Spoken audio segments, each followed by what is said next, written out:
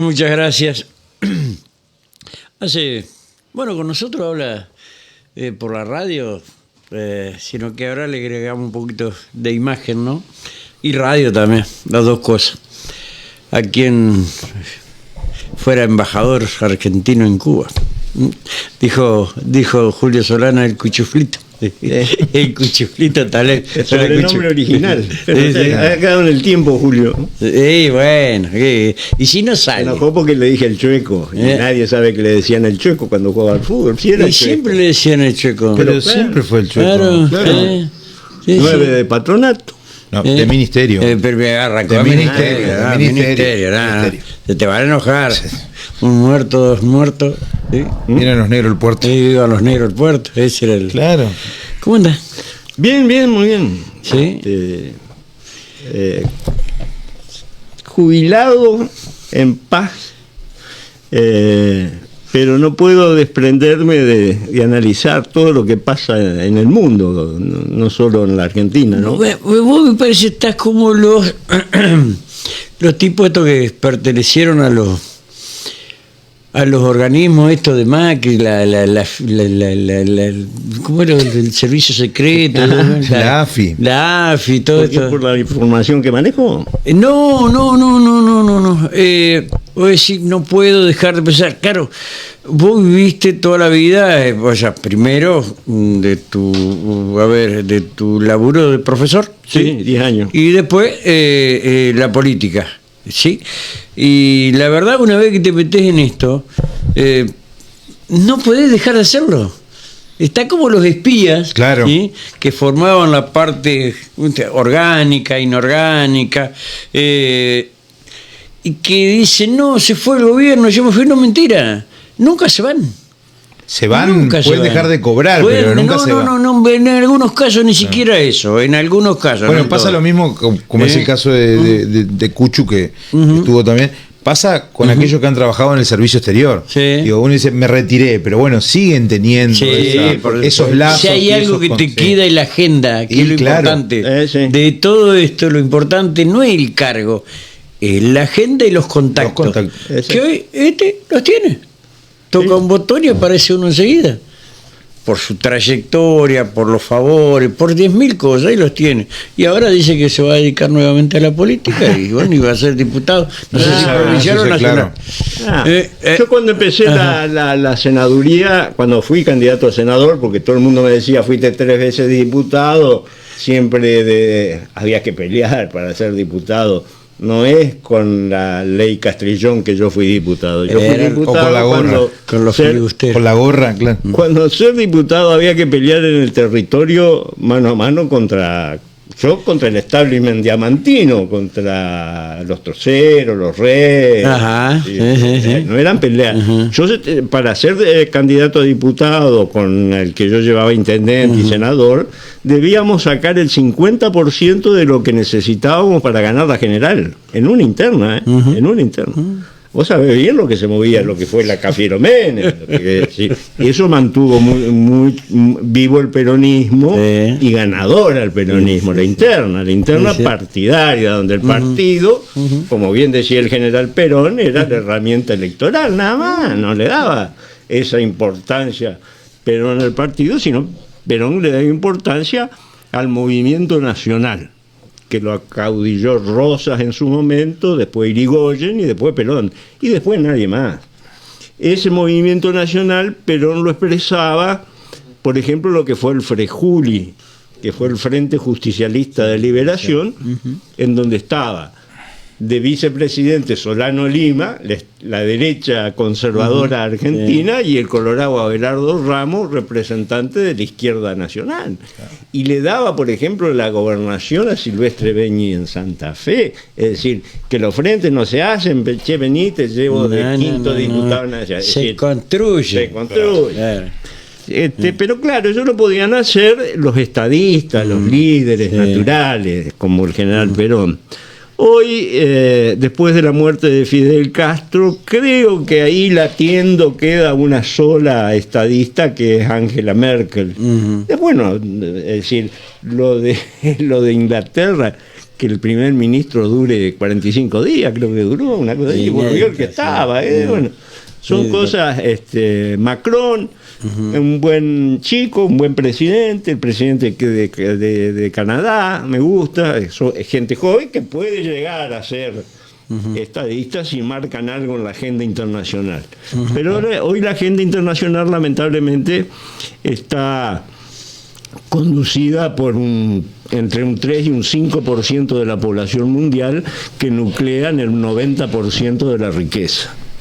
Por ahí pasa el poder. Después te prestan el gobierno para que vos, si querés ir a pelearte con los turcos, con los vietnamitas, si querés invadir Ucrania, lo hagás. Entonces se reúne el Consejo de Seguridad de las Naciones Unidas y después la Asamblea condena. Sí. Y Putin se pone nervioso, no puede dormir. No. Se nota. Claro. Mete bombazo nomás. Eso es lo que le permiten. Pero después están los laboratorios médicos y la fábrica de armamento.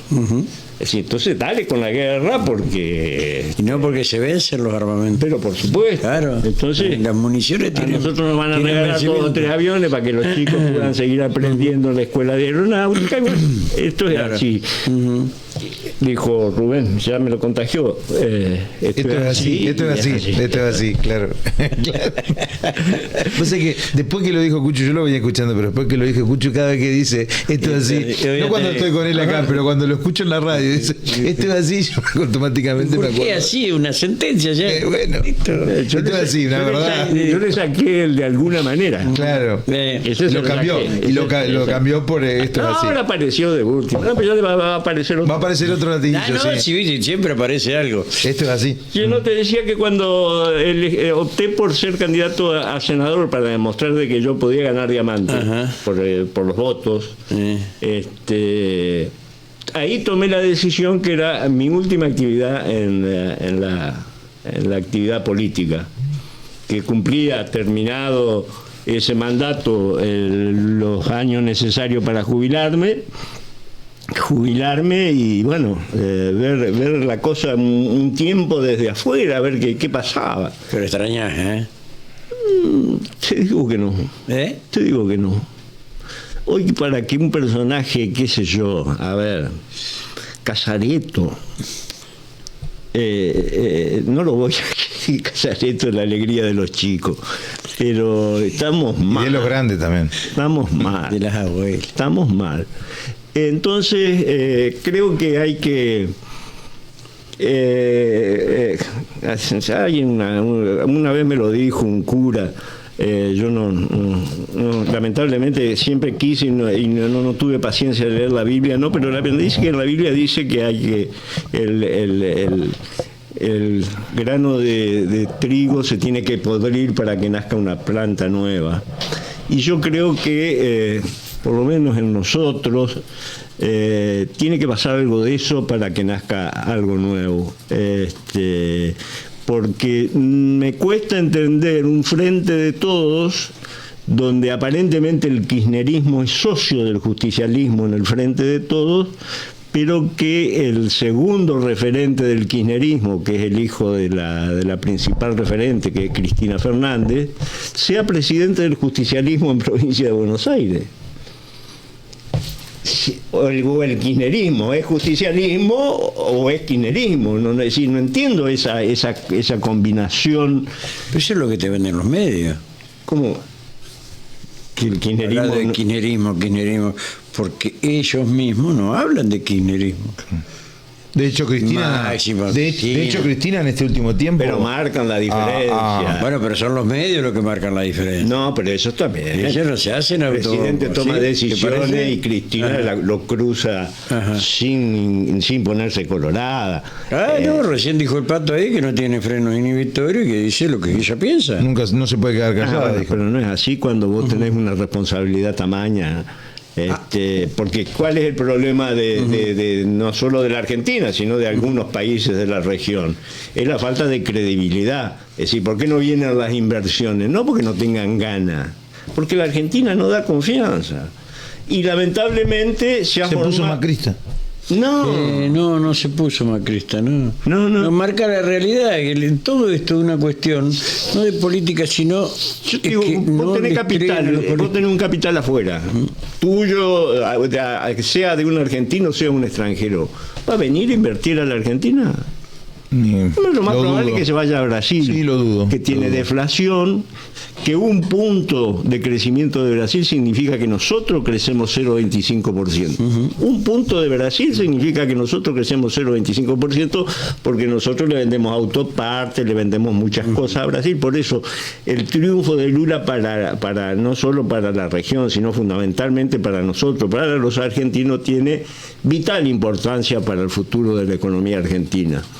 Y consolida algo que se estaba muriendo, que es el Mercosur. El Mercosur estaba en terapia intensiva y yo creo que con Lula y con Cristina y Alberto, no lo voy a dejar de lado al presidente de la Nación, con Uruguay y Paraguay, que son los socios menores del Mercosur, más este joven de centro izquierda de Chile, creo que el Mercosur se va a consolidar y se va a fortalecer, y eso es bueno porque ya están hablando, me parece un bolazo, de una moneda común con Brasil. Sí, lo dijo Massa, pero... por ahora con la inflación que nosotros tenemos es imposible, pero creo que sí lo que va a haber es políticas de complementación. Lo que no tenemos que hacer es competir, tenemos que complementarnos. Es decir, si yo voy a producir un teléfono, bueno, vos producís una tablet, qué sé yo, es decir, diferenciarnos en qué es lo que podemos producir cada uno y complementarlos en ese sentido. Lo que yo haría, más que una moneda única, un banco tipo FMI, pero latinoamericano, digamos. Es decir, en donde los países que más puedan aportar, recibir sus beneficios, porque son los principales aportantes, como es Estados Unidos en el FMI, y de ahí que los países que lo necesitan puedan recurrir, no en gran magnitud como lo hace el Fondo Monetario Internacional, pero para resolver los problemas urgentes. Sí, algo parecido. Creo que era el de acá en el país, era el COMAFI, ¿no? Claro. La asociación de bancos, claro, que tenían un fondo común, que manejan, a veces el mundo de las tarjetas lo manejan ellos. Exactamente. Así el tema financiero. Es interesante la postura tuya en ese sentido. Sí, la verdad que estoy más viendo el tema internacional porque es el que más me interesa y porque es el de que estamos dependiendo nosotros. Es decir, Argentina no va a salir por sus intenciones. Este tema de que vamos a poder ir con el celular a controlar los precios es un tema muy complicado, porque esto ¿a qué lleva? Al desabastecimiento. Las fábricas no van a poner los productos en las góndolas, le van a vender los productos a los negocios de proximidad, que son los almacenes, los pequeños markets, porque a ellos no los controlan a los hiper, que son los formadores de precios. Totalmente. Que van a quedar muy pocos internacionales. Ya Carrefour es del Colorado, de provincia de Buenos Aires, que fue candidato a gobernador. De Narváez. El colombiano. Lo tenemos. El colombiano. Lo tenemos, los setentistas lo tenemos a Ali para que se acuerde de los apellidos. A mí me pasa lo mismo. Dueño de Changomás también. Claro, Casa Tía. Claro. Casa Tía, que decían que era tienda israelita argentina. Sí. Se metió en política el tipo ese.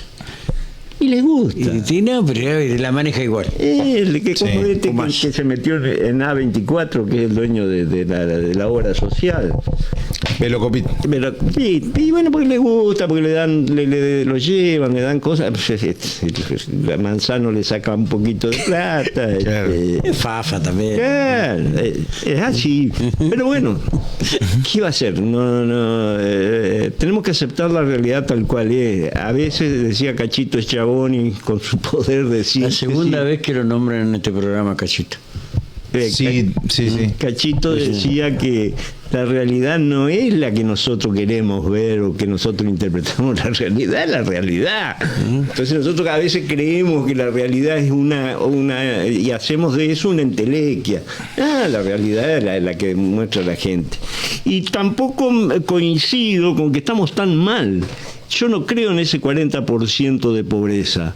Me parece, más allá que lo haga un organismo oficial como el INDEC, que depende del Poder Ejecutivo, más allá que tiene autonomía y realmente no lo están tocando, el INDEC da la cifra tal cual la saca. Yo creo que hay un error en la interpretación de los datos. ¿Por qué?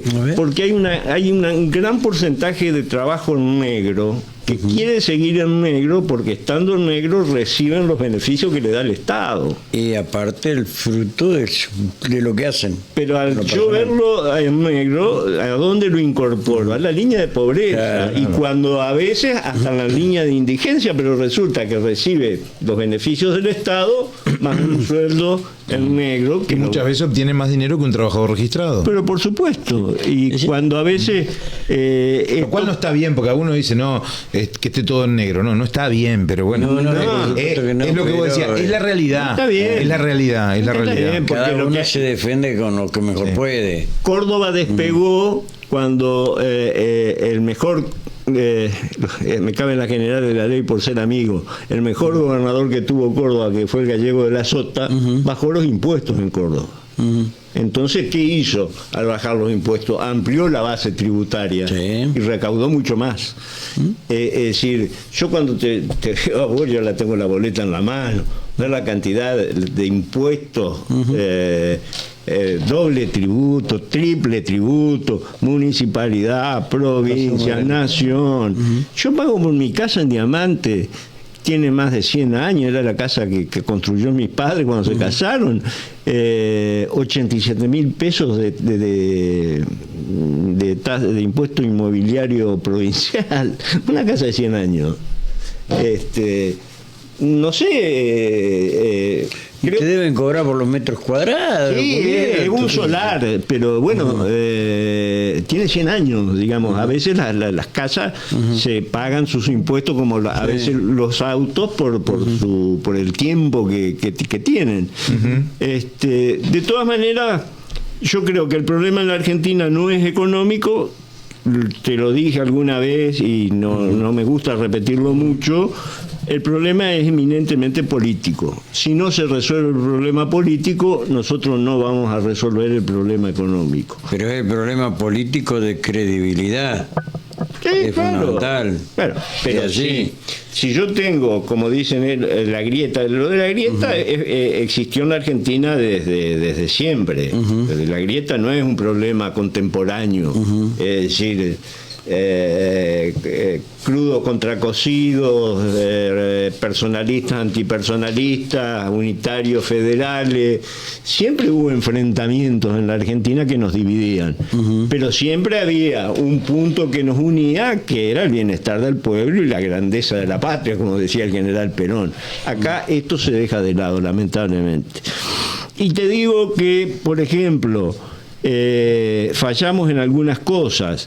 En mi época, Kirchner no le daba importancia a las relaciones internacionales, sino que le daba mucha importancia a la economía. Él anotaba con su lapicera Bic en una libretita cuánto entró, cómo está el dólar, y bueno, gracias a eso él pudo. Se desendeudó del Fondo Monetario Internacional para no tener un control externo, poder hacer lo que él quiera. Creo que esa fue la medida más justicialista, porque logró independencia económica y soberanía política para hacer lo que él pretendía. Pero yo me di cuenta de una cosa estando en la Cancillería, como embajador, como personal de la Cancillería, que los embajadores de carrera no le hacen bien, no cumplen la función que deberían cumplir. Los embajadores de carrera deberían ser manejados más que la Cancillería por un conjunto entre la Cancillería y el Ministerio de Economía, es decir, vender la Argentina. Que sean como una especie de encargados de negocio. Así es.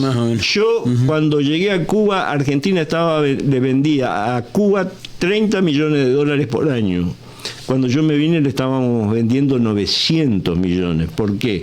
Porque le empezamos a vender pollo, leche en polvo, soja, naranja, manzana, que le compraban a Estados Unidos.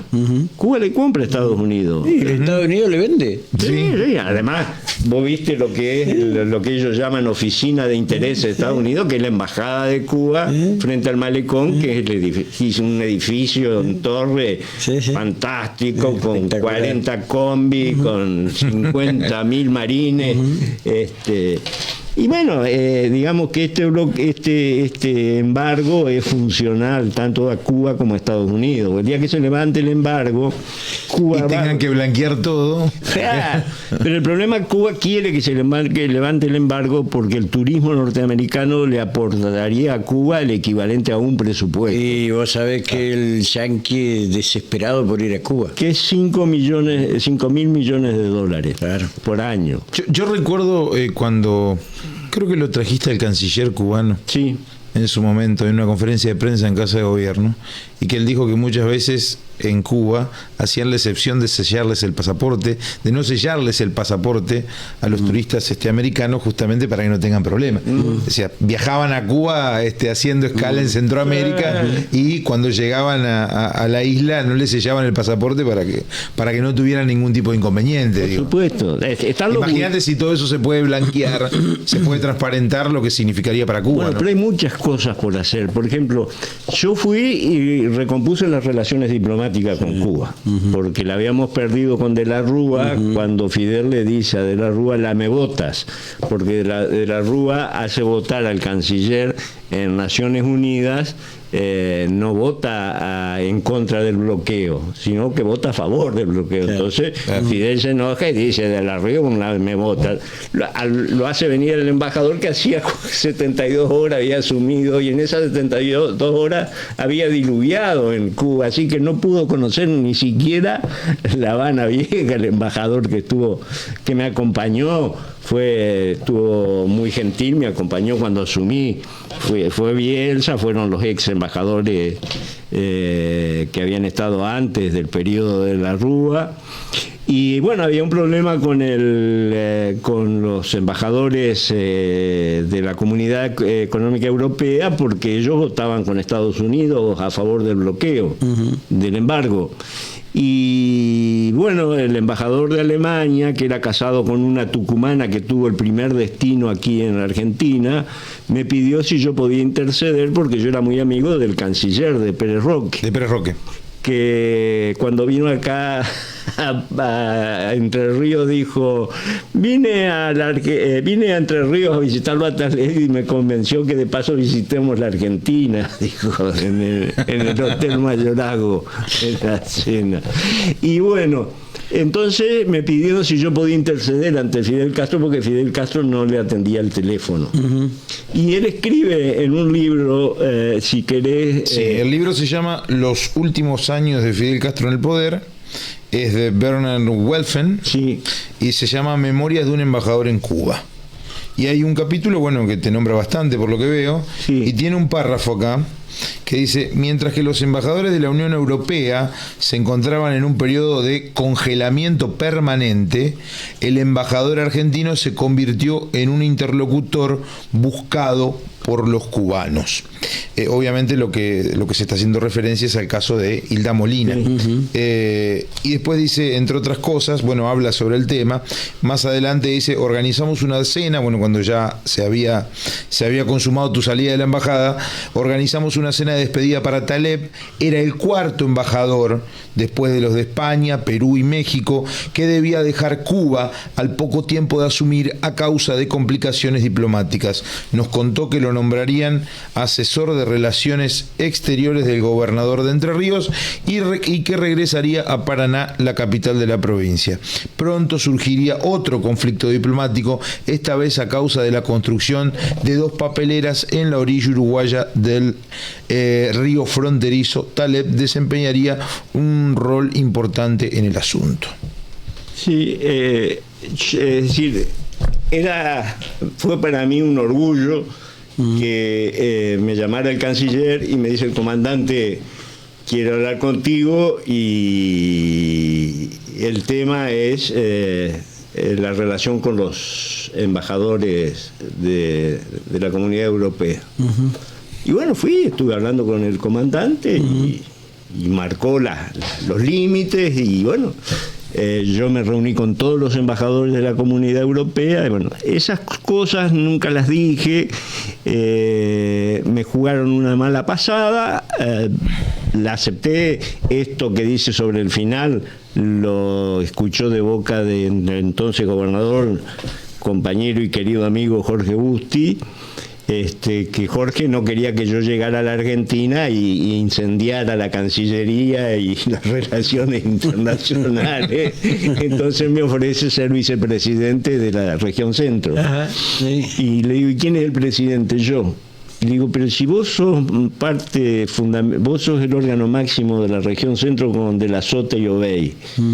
La presidencia tiene que ser de un funcionario. Bueno, yo renuncio a agarrar la presidencia vos. Entonces fui. Contarle, no tenés quilombo, Busti. Sí, fui siempre tan pragmático. Sí, siempre tan pragmático. De la región centro. Realmente también ahí hicimos, gracias a mi experiencia con la Cancillería y con el apoyo del faraón, le decíamos nosotros, Siázara, que era presidente de... Siázara, sí. Le habrán sacado... Ay, perdón, dólares.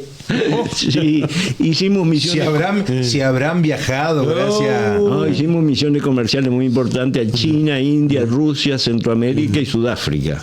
El viaje a la India fue ya con el Pato electo gobernador y Busti gobernador todavía, a punto de dejar. Ya ahí las relaciones no estaban bien. ¿Entre quién? Entre Jorge y el Pato. ¿Y por qué se pelearon tanto? Y porque Jorge creía que el Pato le iba a dar que iba a gobernar 4 años y que después volvía Jorge.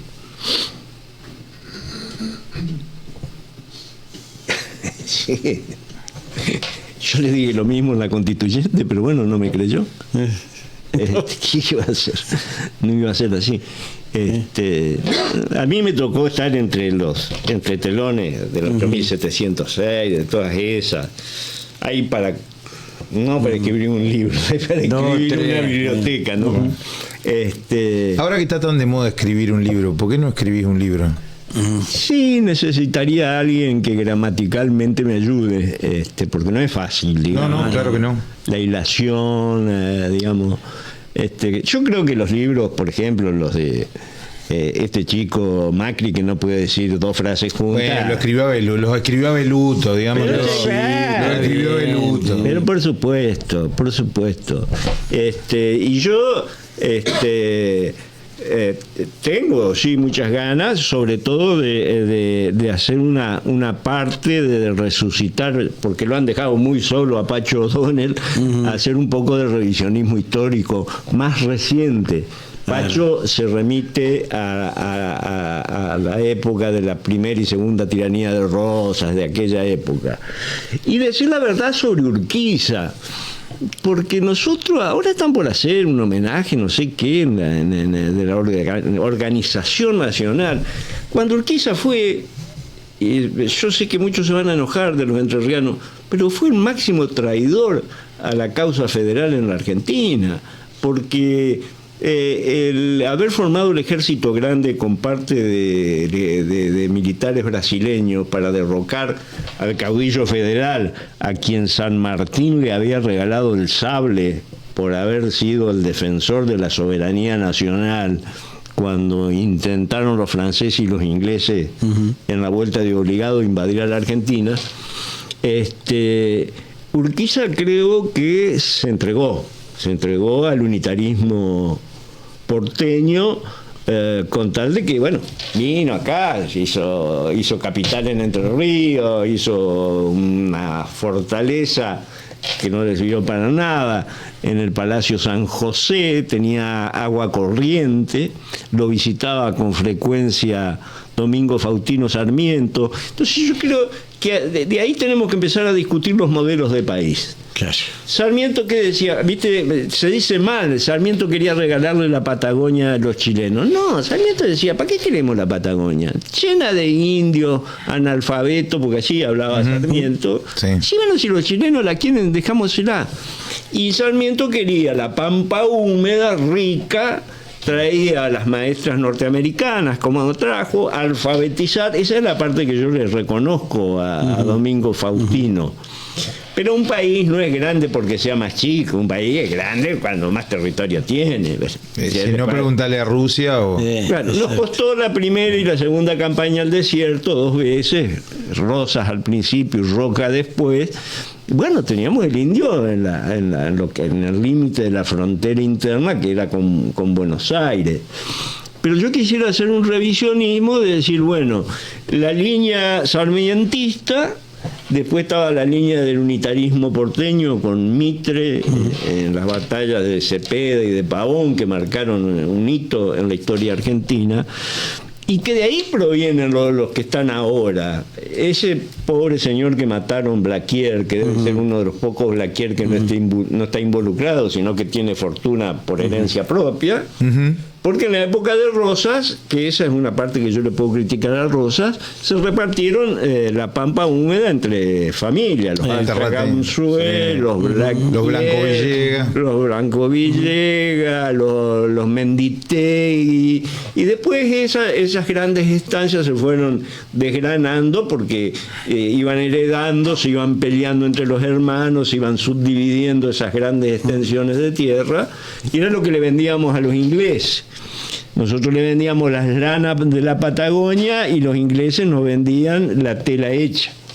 Es decir, nunca explotamos. Que ese va a ser un hecho fundamental de Lula.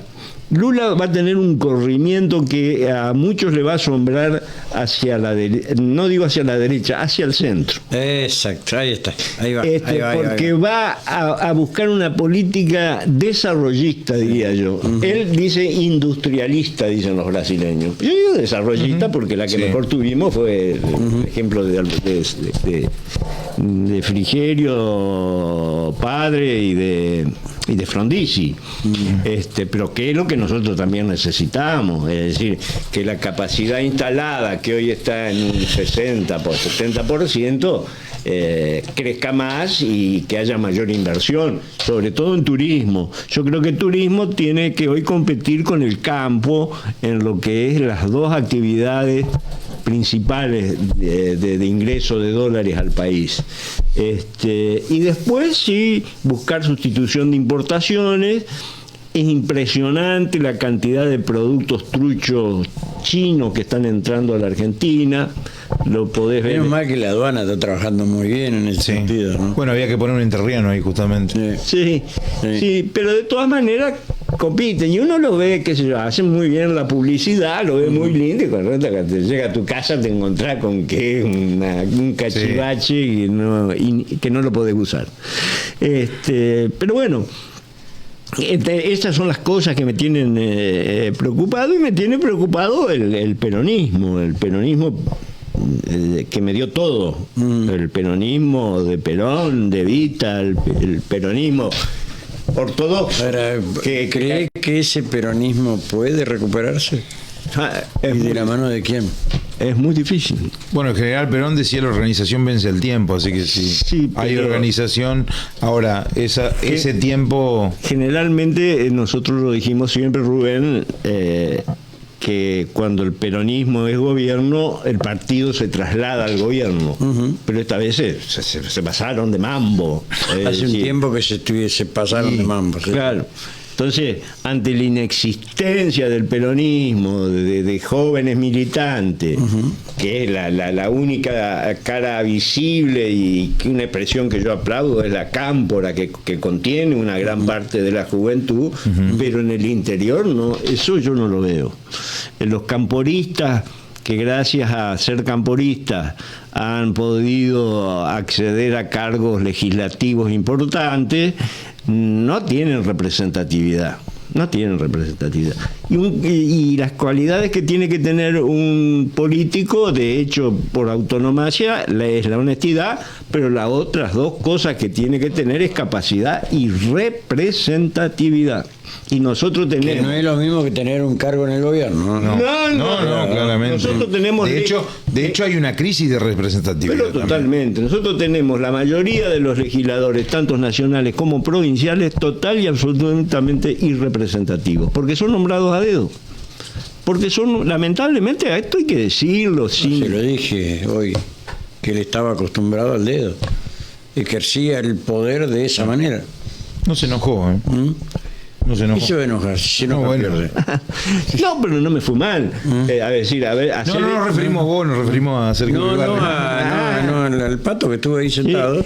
Vos manejaste de esta manera. Yo persuadía, yo hacía peronismo puro. Yo lo leí. A ver, al peronismo le gusta, al peronista le gusta, a mí me gusta que me conduzcan. Exacto. Sí.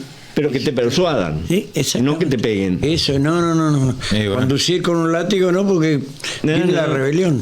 Perón decía, hay que persuadir. Conducir es persuadir. Y yo hice ahora lo digo, ya tengo 70 años, no tengo frenos inhibitorios. Yo hice un diamante de un peronismo ganador, cuando históricamente era diamante ciudad radical por autonomía. Sí. Y hoy tenemos varias veces la intendencia, Carlos Darrichón, Claudia Yeco, han sido nuevos emergentes que están trabajando, que lo están haciendo bien, y después Darrichón por ahí se equivoca con el nombramiento de algunos. El hecho de Cáceres diputado me parece que fue un error. Está Kramer también de diputado, creo que es más que por diamante sería por Navarro, digamos. El que lo potenció fue Navarro. Claro. Trabaja con él. Pero no leí algo por ahí. No le he visto actividades, digamos, en la actividad legislativa, que yo la sigo. De hecho, si nos tenemos que remitir a los Kramer, vamos a Ramírez, digo, sí. El Piri, un gran dirigente también, digo. Sí, mantuvo el peronismo, y los chicos, sobre todo, no tanto Cochenco, sino el Dani, un gran militante. Bueno, ya lograron lo que tenían que lograr. Creo que hay que seguir abriendo un poco el juego, creo que hay que seguir formando dirigentes que puedan llegar a ser. Cuando Darrichón planteó que quería ser intendente, le dije, no, todavía no es tu momento, Carlos, que era candidato por el radicalismo.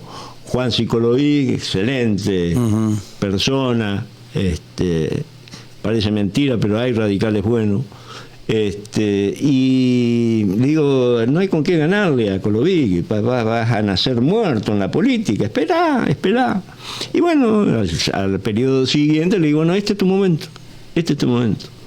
Salí a hacer lo que tenés que hacer con la gente de donde vos provenís. Es decir, Carlito venía de abajo, hecho de abajo. Digo, vos lo que tenés que hacer del peronismo es reconocerle que viniendo de abajo te permitió llegar a donde llegaste, no renegues de tu historia. A mí no me gusta la gente que reniega de mi historia. Yo soy hijo de inmigrante, mi papá nació en el Líbano, pero mi abuelo con su hermano pusieron una tienda, tuvieron 10 hijos, las 4 mujeres maestras y todos los 6 varones profesionales. Y mi papá estudió en el Colegio Nacional de Concepción del Uruguay, porque no había colegio secundario más cerca. Y fue contemporáneo con Frondizi, fueron compañeros con Frondizi.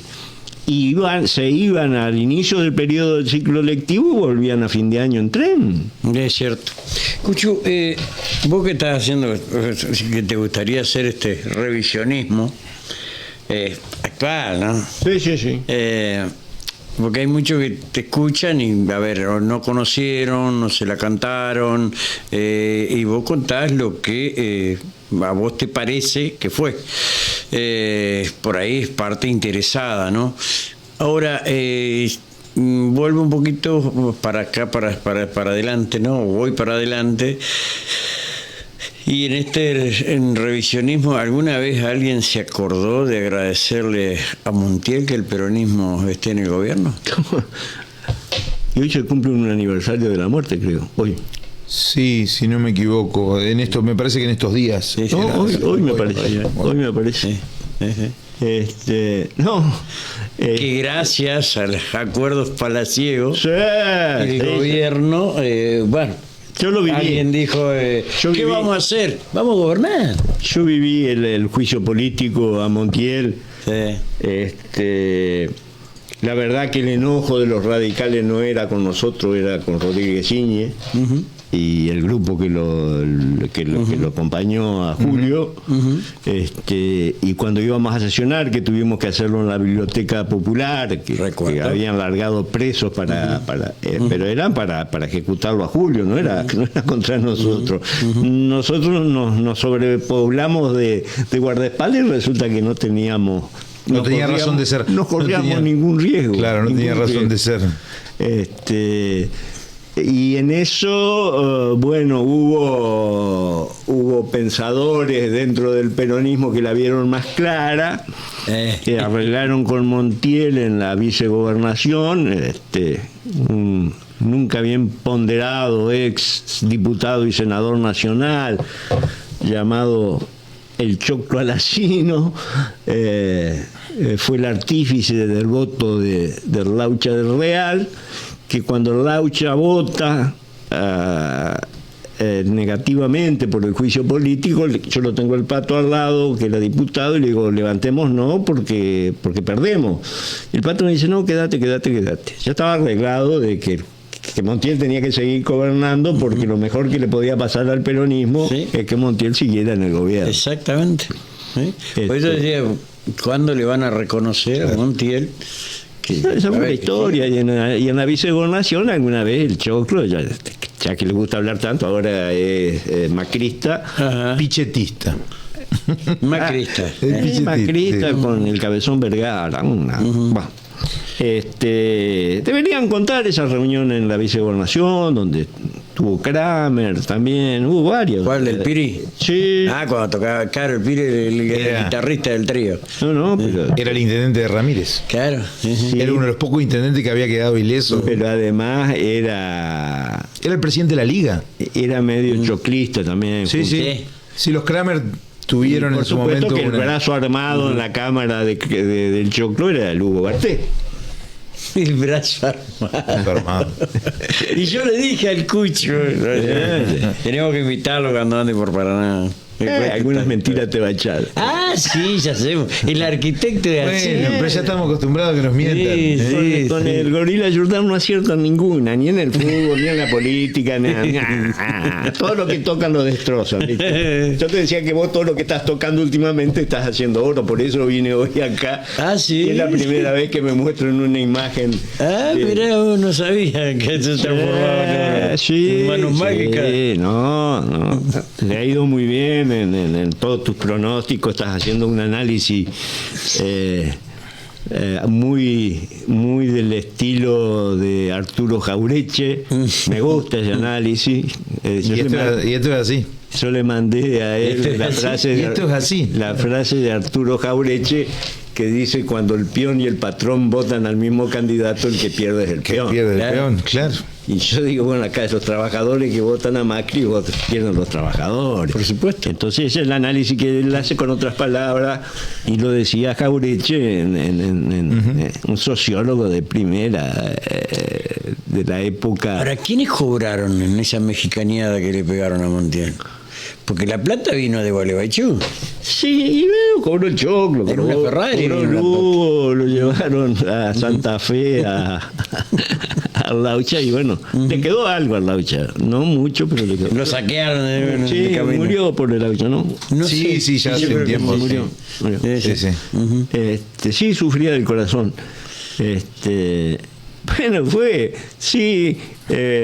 fue un momento difícil. El gobierno de Montiel, los bofes, los federales, quién cobraba en efectivo y quién cobraba en bofe. Y después estaba la caja de conversión de la corrupción. Caquita manejaba la caja. El intento de robo a la legislatura. ¿te acordás? Abramón. Capo para el número. Sí, pero la jugarreta que le hace que va un empleado, se saca la plata antes y él va con la valija vacía. Igual. Pero se juega la vida, se jugó la vida el vago, muy bien. Murió Tato, un empleado de primera. Se imaginaba bancarnos a nosotros, no era fácil. Bueno, vos los conociste a todos. Sí, yo los conocí, por supuesto. Los conocí. Un gran cronista. Hice mis primeras armas con estos especímenes. Un gran cronista parlamentario. Es así. Esto es así. Fue así. Esto fue no así. No sé si se va a repetir. Ojalá se repita. No. Yo creo que en alguna oportunidad. Alguna oportunidad lo conversé con Cucho y digo, también eso, y no te involucro a vos porque fuiste parte de esta legislatura. No tengo nada que ver. Pero en el tiempo ha venido perdiendo ese debate que había en aquel entonces, digo. Pero claro, estaba Piriche Lafourcade. A ver, bueno, pero que el propio, después de ustedes, la legislatura se transformó en más que una escribanía aburrida. Bueno, te bajaban todo de allá. Pero ahí estaba el tema, ahí estaba la cuestión. Mal, Fue una de las últimas elecciones en donde los legisladores, para estar en la lista dentro del peronismo, tenían que ganar el departamento primero y después ir a pelear el orden en la lista al Congreso. Entonces se peleaba de otra manera. Pero empecemos por ahí. O sea que todos los que llegaban a la legislatura habían ganado en su departamento, la interna. Después las generales, pasaba. Pero tenían cierta representación, como decía Cuchu, y después, venían bastante ávidos de la discusión, entendían que la Cámara de Diputados era una cámara política. Ahora después vos te vuelvo a escuchar y el homenaje al Día de las Flores de Bach y nos desdoblábamos en dos funciones, porque los senadores o eran de la oposición o no trabajaban. Entonces siempre el diputado era, yo me acuerdo que Jodor, lo único que le faltaba era poner las inyecciones en el hospital. ¿Jodor padre o hijo? Jodor padre. Jodor hijo era una entelequia. Bueno, está en Francia ahora. Ajá. Sí, anda de paraguas en Francia. ¿Anda de qué? Con un paraguas. ¿Qué es eso? ¿Se cree Fred Astaire? No, en serio. No sepultó, Checa anda en moto también. Anda. ¿Ah, sí? Sí. ¿Y se curó? No, viste que es malvado. ¿Viste cuando yo le digo al aire que es un malvado? ¿Te das cuenta que es un malvado? Ahora está viendo en vivo acá. ¿Se curó o no? Fue un chiste que no lo podemos hacer porque nos va a agarrar el INADI. Pero claro. Un chiste de Ferro con el Chacho Carlín, que le puso en una garita. Carlín es EUTO. Chacho iba manejando y le dice el hermano que Sergio, el papá mirá Chacho, y el Chacho choca a raíz de no. El papá, Sergio Carlín, el papá de quien es hoy juez de garantía, ¿no? Sí. Hipólito Carlín, claro. Ese Ferrito era tremendo. No, lo sigo viendo que frecuenta los mismos lugares. Está en la estación de servicio. Va cambiando. Chocaron los dos, sí, yo sabía eso. No, escucha, chocaron. Entonces, pero después arreglan. Chacho senador y Ferrito diputado. Claro. ¿Qué puso Ferrito?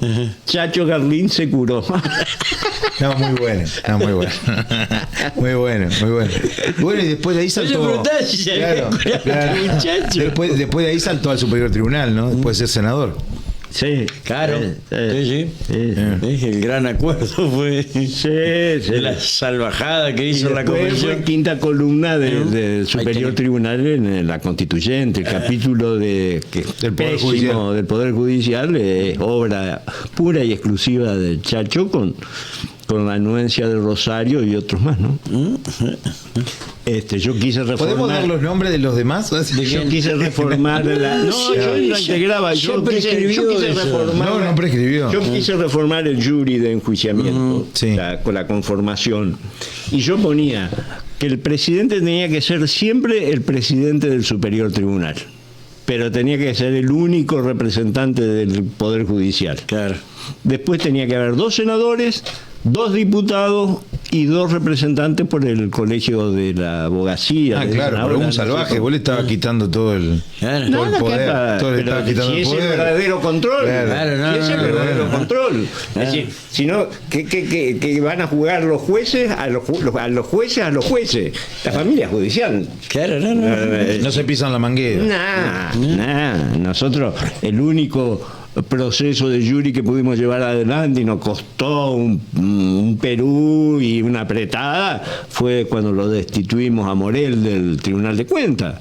Después nos fue imposible llevar adelante un juicio. Yo la verdad no recuerdo por qué lo destituyeron a Morel. Morel tenía que estar a cargo del tribunal y se fue de vacaciones. Excelente tipo. Bueno, pero tenía que estar a cargo. Y usted encima, salvaje, allá en el Tribunal de Cuentas con el cabezón vertea la cabeza, el brazo armado del Choco Brasil, allá y el Pachamoy allanan. Escuchame, vos fíjate el poder que tenía diputado. Si a estos salvajes se les si a estos salvajes se les antojaba allanar la justicia, ¿sí?, lo podían hacer. Pero que bueno, perdón, es más, ¿eso cambió? Lo pueden hacer todavía. ¿Eso cambió? No. O sea que los que están lo pueden hacer. Pero por no lo hacen porque no quieren. Cualquier legislador, a ver, vamos a empezar. O porque no les conviene. Cualquier legislador que tenga el traste limpio, obviamente, puede ir y dice: señor fiscal, ¿cuántas causas tiene usted? Sí. O sea, no meterse en cuantas. Y mire, tengo. ¿Y por qué tiene tantas? Porque no tengo personal. ¿No tiene personal? Ay, nomás lo invocá el procurador. Y lamento que no se haya utilizado la banca del pueblo. Es decir, que ningún ciudadano de la provincia de Entre Ríos se haya animado a presentar una ley. Yo estoy preparando una que la voy a presentar, pero que tiene que ver más con la educación, con la infraestructura y con estas cosas. Yo digo que no se puede construir ya nunca más una escuela o un colegio secundario que no tenga un gimnasio, porque naturalmente las clases se dan en invierno y generalmente las clases caídas de educación física, que tendrían que tener muchos módulos más de lo que tienen actualmente, deben tener un gimnasio como tiene el gimnasio de la escuela técnica, que en la época de Moine, que fue la época que yo pude hacer más cosas, más allá de ¿También se curó? ¿También se curó? No, creo que está peor, ahora es macrista, sí. Pero hicimos los 2 únicos gimnasios que hay en Diamante, el del Club Atlético Diamantino y el de la Escuela Técnica, que además le sirve de mucho a las cooperadoras, porque lo alquilan para casamientos, para cumpleaños de 15, para actos de los partidos políticos. Es decir, pero además permite que el niño, que el adolescente, con dignidad vaya a hacer sus ejercicios, no al aire libre con 4 grados bajo cero. Sí, cuando no sé, 20 años atrás, 30, el gurise de shortcito y hacer ejercicio por la escarcha. Sí, era así. Así es. Sí. ¿Cómo han cambiado las cosas? O era el Lechagüe, o era el Parque Verdú. Nosotros a veces en el hipódromo, en el Club Paraná. No, era tremendo. No. Sí. ¿Qué sé yo? Y bueno, cuando llovía, de hecho, ya no había clase. No había clase. Pero bueno, así que tranquilo, pensando por ahí en hacer un viaje a Araganeo. Tengo que hacer algún viaje. Estoy jubilado, cobro una buena jubilación. Tengo el aporte de 4 veces haber sido legislador, embajador y con un cargo que tenía rango ministerial, que era el ser presidente de la región centro. Pero bueno, no... estoy en la crisis de los 70, digamos, que ya no tengo para pensar proyectos de largo plazo. Porque digo, ¿qué voy a pensar proyectos para 20 años? Cuando tenga 90 años no voy a poder ni caminar si es que estoy vivo. Creo que sí, ¿viste? Pues nosotros la mala nunca muere. Pero tenés el ejemplo de Iota también. Mi abuelo vivió 108 años. ¿Viste? Parecen cucarachas plásticas. ¿Talent? Son cucarachas plásticas. A mi abuelo en su momento a los 104 le pusieron Magiclick. Claro. La verdad que me decían que el Magiclick duraba 104 años. Sí, así. Mucho queridos, gracias. Sí, ha sido un gusto. Compartir. Te veo muy bien. Estamos muy bien. A Ale lo veo medio gordo. Ah, bueno, gracias. De sordo estamos varios, sí. No, está cachetudo, está gordo. Y bueno, me siento discriminado, diría un amigo. Me siento discriminado. Y bueno, a Daro, que lo jodo bastante. Viste que en persona parece más alto. Conocerlo a tu hijo, tu otro hijo dejó el auto ahí, le robamos el espacio y pude estacionar mi autito ahí enfrente. ¿Autito? ¿Qué autito tenés? Un auto. Fiat 600 tiene. ¿Autito chiquito? Sí, una camionetita. Fiat 600 tiene. Esa cosa no es mía lo que está ahí. No, te van a tener. Es de este señor. Diputado Balmarán, ley diputado Balmarán. Se tiene que juntar con juzgado por eso. Se tiene que juntar con Palomé, que me parece.